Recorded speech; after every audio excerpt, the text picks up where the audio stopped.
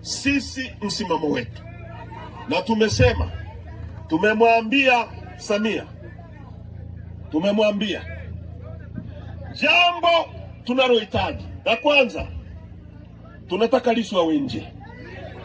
Tunataka Lissu awe nje. Lissu awe nje.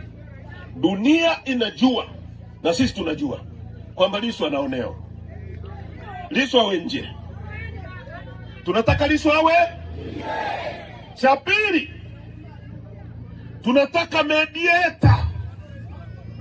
Mediator ni msuluhishi wa kimataifa, aje hapa asuluhishe matatizo haya. Wao wakae huku na sisi tukae huku, tutoe nyaraka za mambo yote na watu waliohusika kuua watu, kuteka watu wawajibishwe. Tuandike katiba mpya,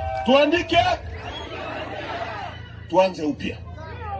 Watu ambao ndugu zao wameuawa kwa kupigwa risasi tarehe 29 na 30 wapewe fidia, watoto wao wasomeshwe. Tuanze upya.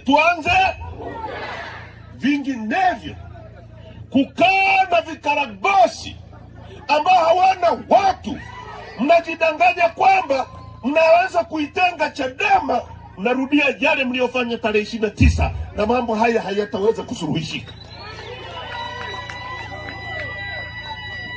Sirali, nyie mnasemaje? Tunataka katiba